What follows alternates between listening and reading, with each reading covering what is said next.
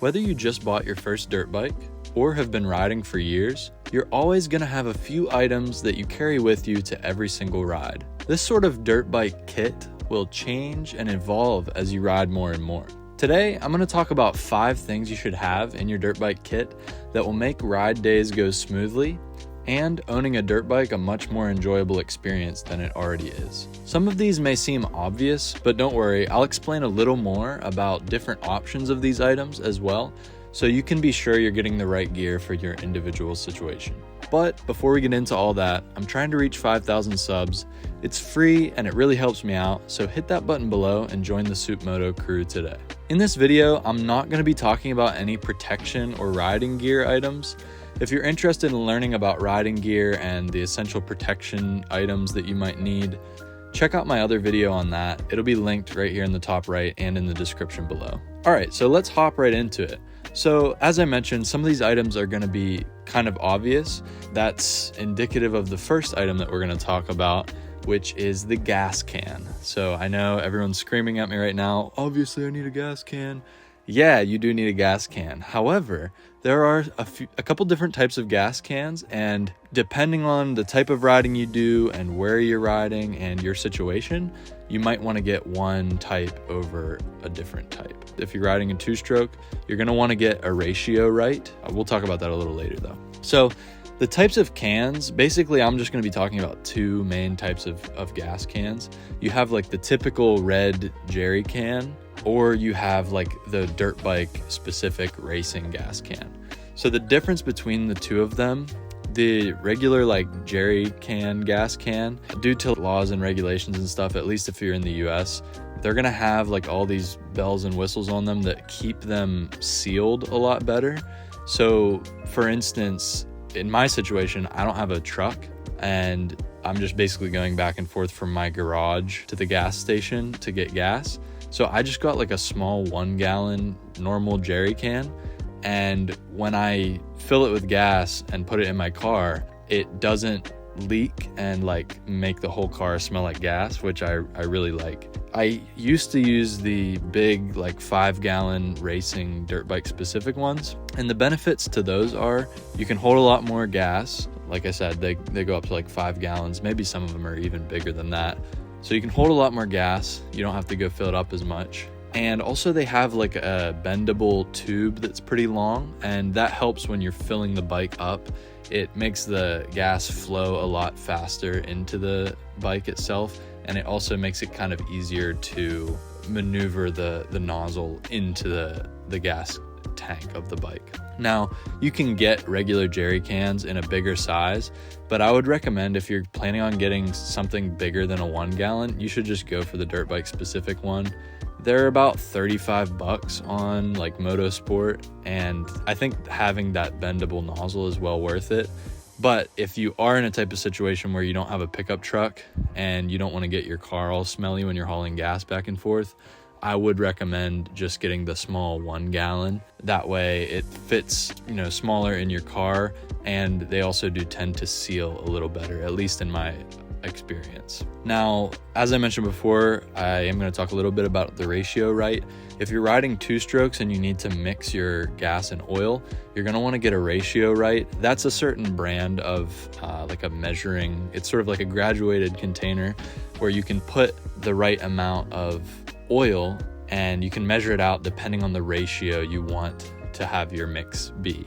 This is only 2-stroke specific, so that's why I kind of just mentioned it as a bonus. Ratio Right is a brand that makes one, and also I think Maxima makes their own little bottle of it. Really, it doesn't matter.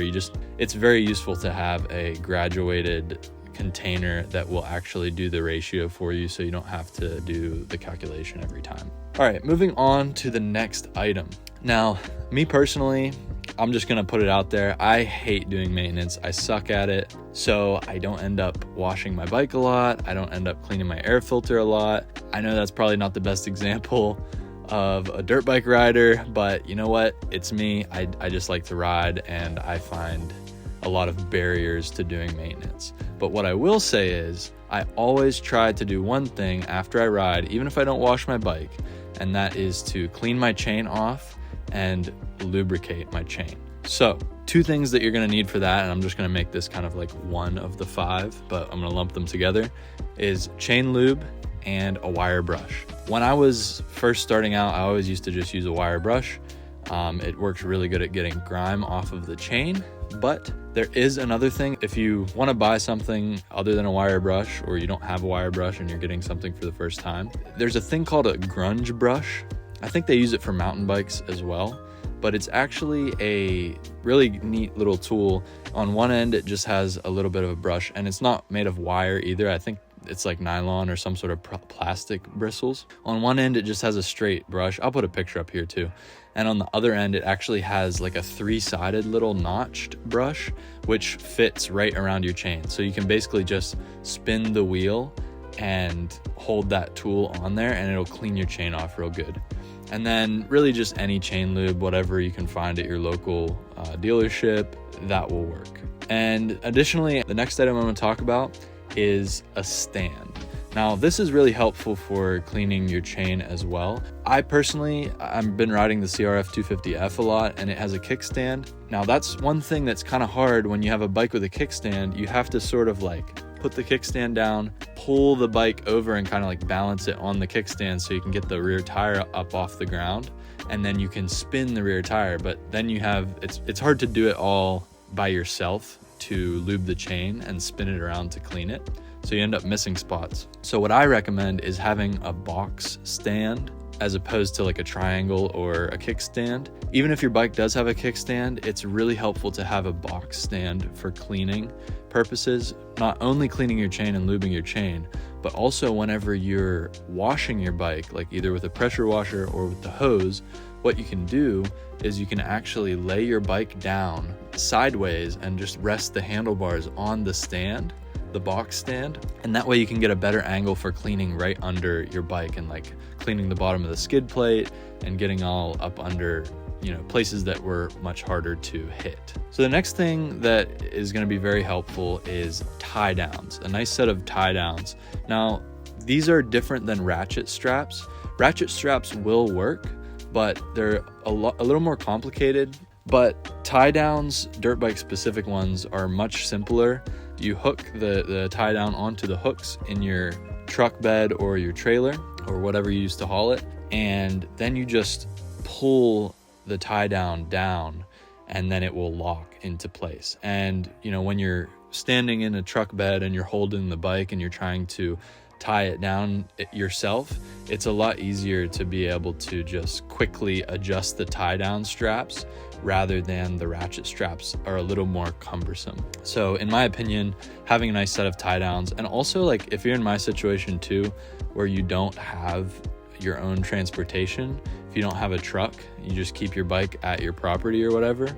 If you have friends that ever want to ride with you and they have a truck, it's always nice to have your own tie downs. That way you can provide them to your friend. So, if you want to haul both your bikes, your friend might not have 2 sets of tie downs. So even if you don't have your own transportation, it's a good idea to have your own set of tie downs. Another honorable mention that I'll mention with this point is a ramp.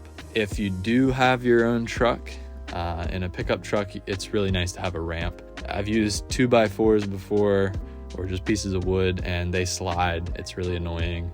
I've just lifted the bike up in, also really annoying. If you can find a hill or a loading dock or something, it makes it a little easier. But just having a ramp, even if it's just a very simple, small one, makes things a lot easier if you do have a truck and you're hauling your bike a lot. And that kind of brings me to my 5th item, which is an hour meter. Now, I mentioned before I suck at maintenance, and one of the reasons to use an hour meter is to keep track of your maintenance intervals. Now, I've literally never had a bike with an hour meter on it. I've never put an hour meter on any of my dirt bikes up until like last week. I put an hour meter finally onto the CRF 250F, and as I told you, I suck at maintenance. I don't like to do it. I am really lazy about that. However, I will say having an hour meter is nice because let's say you're not going to do any maintenance on your bike. You can at least put an hour meter on and then keep track of the hours. And when it's time to do the maintenance, or even if you let it go over a little bit, you at least will be able to keep track of those maintenance intervals, so then you can take it to the shop and get it done by someone else. And it's just kind of a nice way of reminding you, if you're the type of person like me and you're not good at it, you know, if you keep looking at your hour meter and you see I'm way past the maintenance interval, it's just a good thing to know. Like I said, I just recently put one on my bike, and it's the first one I've ever had. They're fairly inexpensive. I think I got mine for like 15 bucks. It's a Tusk wireless hour meter. It just goes off the vibration of the bike. Yeah, I would say it's a good thing to have. Like I said, I don't have a whole lot of experience with them, but I'd say just put it on your bike. It's super easy, it's pretty cheap, and at least then you'll know how many hours are on your bike. You know what they say, knowledge is power.